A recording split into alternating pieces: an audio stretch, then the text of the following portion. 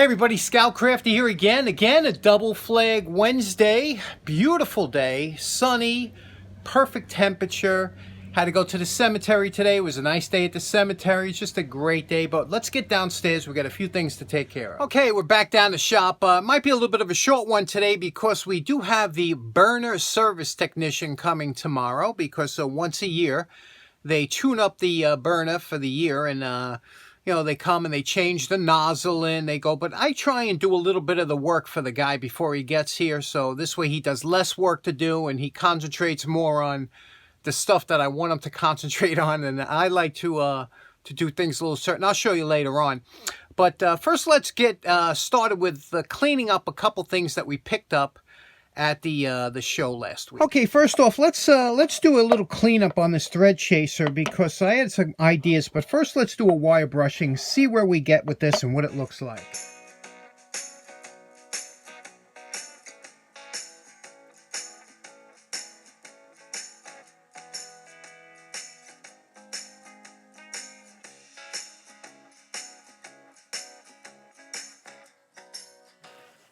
Now you know my favorite part. Remember what this thread chaser looked like before we started. And we're calling this project done. Right now this is about as far as I want to go with it. But I got to tell you something. You see all these little indents in here? Wouldn't that be nice to have some kind of paint to really offset? If you could polish all the top here, polish that, and paint in there, that would look really fabulous, huh? But until I find out exactly more about this wrench, you know, if it is a Ford wrench, then that should be blue in there, like a cobalt blue. Boy, that would look nice, right? Anyway, let me show you what we did here. Everything we did here was basically on the wire brush, and you could see how nicely this came out. All the letters are crisp. I don't think this had much use at all. Cleaned out all the threads using a soft wire brush, because you don't want to dull that, the thread chasers. Obviously the knurling on this came out real nice, and it's like it's beautiful. It's just a beautiful tool, like a lot of weight to it. Now, how would you would use this here? And again, this is not a junk tool. This was, I'm sure, quite expensive when it was bought. Probably a specialty tool for maybe and you can see these are all fine threads, you know. Like, for example, usually a 1-inch bolt would be 8 threads per inch. This is 14 threads per inch, so they're all fine threads. I found a bolt. This is 5/8 by 18 threads per inch, this one down here. And how you would use it is you would expand it a little bit like this, and here's that 5/8 by 18 threads per inch, and you start it off here like this. Okay, now you can screw this down to add more pressure to get it to the point where if the threads are really screwed up, but you would take a wrench, you would put some lubricant on there, and you would just run it through. Now I have this just very lightly tightened, and as we're passing this through, you will see that the threads, you'll see the difference of the threads, how they look when I get this through. Now I'm going to bring it just to the edge here, okay? I'm not going to run it all the way through. We'll loosen this up, take it out, and I'll show you. If you look really closely at the threads, let me get a better view. Okay, now take a look at, we only did the 1/2 inch towards the end, but you see the difference. Take a good look at the edge of the threads and everything. Look at the threads. Look over here before what we did. You know, you still have that, you know, that little bit of just factory when it's cut or rolled, however these bolts were made. But you can see here the difference. It's a much cleaner thread. That's nice and clean. And again, you would do this before, you know, especially if it was damaged. This would repair some of the damage of the thread. Now you can see how nicely the nut will go onto here and spin on. You see that? Look at that. That's just beautiful, like we like to see, right? But cleaning your threads, you know, is really important for certain applications. But I take it that this tool would have the 6 most popular threads for, I guess, for Ford, because they would use on axles, mostly axles. Again, because a lot of times that you have that compression nut that goes on there, so it has to be a good thread. And this probably, you know, came in handy for Ford technicians or whoever used it. Okay, next up, you remember a couple weeks ago we did this Klein skinning knife, and we took another one that was different from this, and we took the ring off, we polished it up, and you know what's funny? That one had a full tang. You see how the tang goes about halfway down the handle? Well, the other one went almost all the way down. But what's interesting is one of the subscribers pointed out, he says, you notice how this ring doesn't make any contact with that metal because it's supposed to be insulated somewhat from getting shocked because of the plastic. Well, I was looking, it happened to see a video of the Knipex skinning knife. And remember how we did our blade, you know, how I carved? I said, you know, this is the way I like it. And we kind of did a drop point with a flat bottom. I said, that's my personal preference. Well, check this out. Look what I saw. Knipex actually makes that exact blade style. Obviously, their handle is a little more insulated, good for 1,000 volts. I wouldn't trust this for 1,000 volts, but isn't that interesting? Okay, next up, I have this really good condition small hammer, that hobby hammer that I got a while back. But you could see here, it's got some rust. Can you see that rust over here? It's a coating of rust, and it's just starting. You can see it looks almost like a tarnish, almost a patina. Not quite a patina, but you can see that there it is. It's the rust on the hand, on the shaft.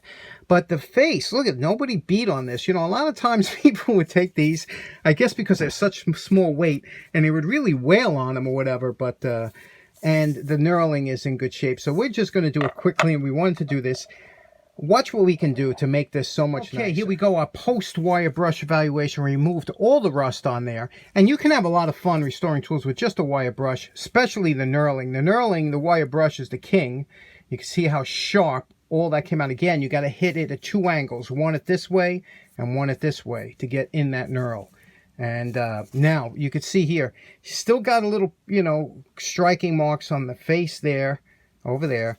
And the same, you know, the knurling, the wire brush won't get out the pits, so that's where you have to go to the belt sander. But you'll see here, you see now, we got a nice luster here, but now to get a shine, and especially on this little shaft here, to get a shine, that's where the belt sander comes in. Now here you can see the difference between the belt sander on the left and the wire brush on the right. The belt sander has a much more polished look, and the wire brush still doesn't look as good. Calling this one done. You could see here the difference now in that shaft, you know, how shiny it is, and just beautiful, right?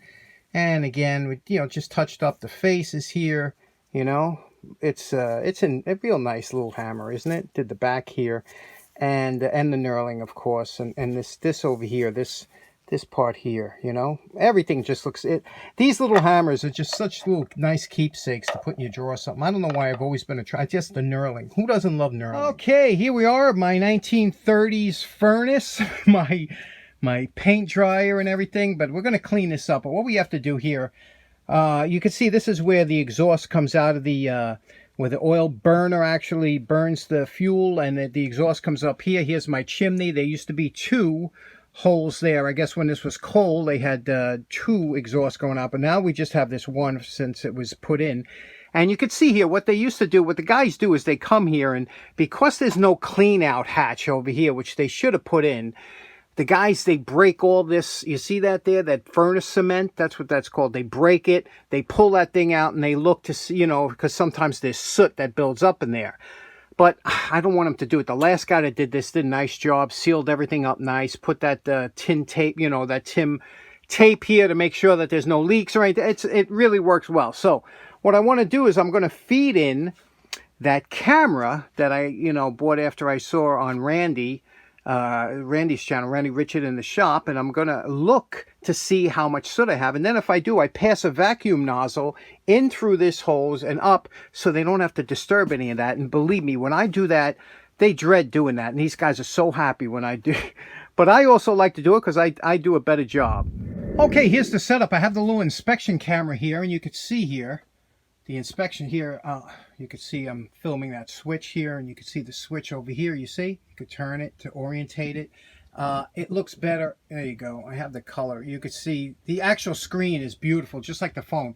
So I'm going to pass it through here, and you'll see what it looks like as I pass it through here. You'll see what it looks like as we go up into the chimney. You could see over here, and it has a side view. When I get set up, I'll show you what it looks like. Okay, here we are. We're in here, and this is the inside. Okay, there is the bottom of the chimney. You can see here at the very bottom. Let me see if I could focus. It's focused on the other one. There we go. You see the bottom of the chimney? So there's no soot buildup that would be filled with soot. But I guess with that heavy rain and everything, it kind of, but see now, if that was full, I would have to pull this thing off and vacuum it out. So that's where these inspection cameras, you know, even if you only use them once in a while, they come in really handy. Now, this furnace is tuned almost perfect, and over years of trial and error. I remember years ago when they used to sell that really sludgy diesel fuel, sometimes you would get, you know, unburned particles, and the soot would be halfway up to about here would be the soot, you know, and when they took the guy off, then he'd have to shovel it out. But since I've been using this biodiesel that they sell now, I'm telling you, this thing runs like a, there's hardly any byproduct other than just fumes, you know, there's no soot coming out. So, and what I do is I take this old vacuum I found, and I put it in there, but there's never anything in there since they've been using the biodiesel, so it's been really running clean. You know, if I was just thinking, if you're new to the channel, you're probably thinking, look at this guy getting all excited over his furnace, but you don't understand that thing. It's you know, 80 or 90 years old, and it still works great, knock on wood. I love it. And you know, my whole life I've lived in this house. It never let us down once. It was always, you know, they get those bad winters and them stormy nights, and then you hear that burner, you know, fire up. Brrr. You guys know what I'm talking about, them old oil burners. It sounds like a jet engine going off in the basement. It sucks fuel. Yeah, it's expensive to run. It's just old-timey, you know. Can you imagine back in the day when coal...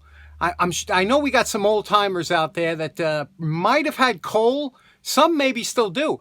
You know, back in the day, you had to, you know, get a coal delivery and a coal bin, and that was my first workshop, was the coal bin over there.